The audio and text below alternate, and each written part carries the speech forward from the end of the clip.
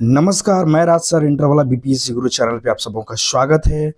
आज हम लोग बात करने वाले हैं कि इलेक्शन बिहार में कब है, इस पे चर्चा करेंगे। इलेक्शन की घोषणा सितंबर में हो रही है या कब हो रही है? बीपीएससी टीआरई 3.0 का क्या होगा? बीपीएससी टीआरई 4.0 कब आएगा? नोटिफिकेशन आता है कि 10 मई को स्कूल अलॉटमेंट हो जाएगी।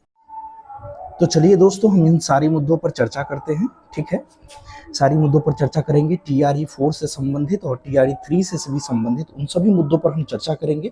आपसे गुजारिश है, अगर आप मेरे चैनल पर नए हैं तो कृपया चैनल को सब्सक्राइब करके बेल आइकन दबा दीजिएगा प्लीज।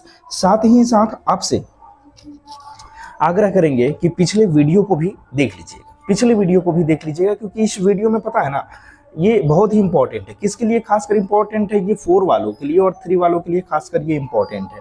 ठीक है, ताकि आपको पता चल सके ना कि 25 को होने वाली जो महाआंदोलन की जानकारियां है, ठीक है, वो आपको ऑथेंटिक रूप से और सही ढंग से मिल जाए। ठीक है, ताकि आप उसमें शामिल हो सके। और आगे के अपडेट पाने के लिए आप मेरे साथ बने रहिएगा। फिर हम आगे देखते हैं। देखिए क्या होता है। आपको हम इस पेपर के न्यूज के हिसाब से हम कुछ बताना चाहेंगे। देखिएगा क्या लिखा हुआ है कि बिहार चुनाव की घोषणा जो है ना सितंबर में शुरू, बिहार चुनाव की घोषणा सितंबर में शुरू हो जाएगी। ठीक है ना, ये आगे क्या लिखा हुआ है जरा इस पर भी हम लोग ध्यान देंगे। तो लिखा हुआ है कि चुनाव आयोग सितंबर के प्रथम सप्ताह में बिहार विधानसभा की चुनाव की घोषणा कर सकता है। ठीक है, इसको लेकर आयोग ने अपनी तैयारियां तेज कर दी है। निर्वाचन विभाग के सूत्रों के अनुसार पिछली बार की तरह इस बार भी 3 फेज में सभी 243 सीटों पे क्या करेगी कि चुनाव करवाएगी। ठीक है ना, तो एक चीज हम आपको बता देते हैं कि जब पिछली बार कोरोना था, है ना, 2020 की हम बात कर रहे हैं, जब कोरोना था, ठीक है, तो 25 सितंबर 2020 को चुनाव की घोषणा की गई थी। लेकिन इस बार तो कोई कोरोना है नहीं, है ना। 2015 में, इसके पहले भी अगर बात करें तो 2015 में 9 सितंबर को ही घोषणा हो गई थी, 9 सितंबर को ही घोषणा हो गई थी।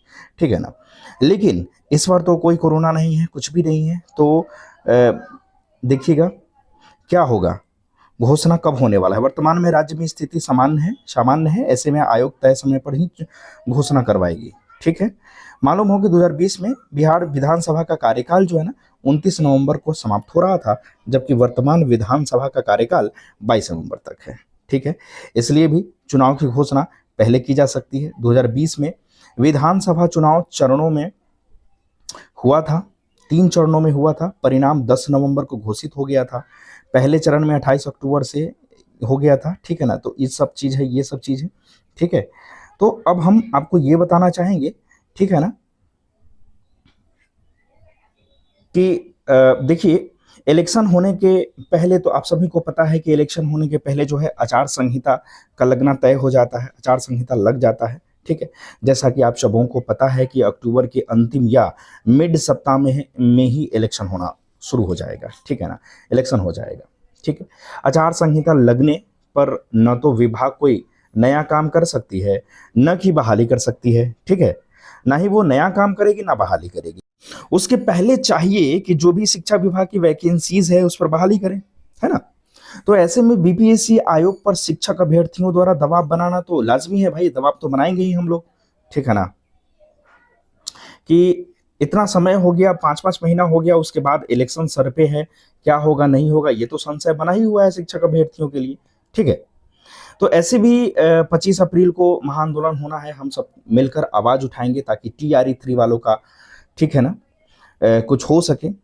आचार संहिता लगने से पहले शुभ काम हो जाए, ताकि टीआरई 4 वालों का भी बहाली की राह जो है ना वो आसान हो जाए। ठीक है ना, तो अगर हम लोग अभी इस मुद्दे पर अगर हम लोग शामिल होकर, आंदोलन में शामिल होकर अगर हम लोग आवाज नहीं उठाएंगे ना, तो क्या होगा। आप सभी लोग देख ही लिए हैं कि इलेक्शन जो है वो अक्टूबर के पहली सप्ताह से भी शुरू हो सकती है, कोई ठीक नहीं है। और जैसे ही ये क्या कहते हैं कि आचार संहिता लागू हो जाएगी, ठीक है, तो आचार संहिता लागू होने पर थोड़ी कोई नया काम होता है, कोई भी नया काम नहीं होगा। ऐसे में टीआरई 3 भी फंसी रह जाएगी, और जब टीआरई 3 फंसी रह जाएगी तो टीआरई 4 का तो कोई गारंटी ही नहीं है। ठीक है, अगर इलेक्शन से पहले कुछ नहीं हुआ, अगर इलेक्शन से पहले टीआरई 4 का नोटिफिकेशन नहीं आया, ठीक है, तो बहुत बड़ा समस्या खड़ा हो जाएगा। ठीक है ना, तो दर्शकों, अगर आप मेरे चैनल पर नए हैं तो मैंने पहले कहा है कि कृपया सब्सक्राइब कर लीजिए और नए अपडेट पाने के लिए, ठीक है, आप लोग मेरे वीडियो के साथ बने रहिएगा। हम तुरंत ही नया जानकारी और जो भी जानकारी लाएंगे वो आपके जागरूकता के लिए होगा, ये मैं गारंटी दे सकता हूँ।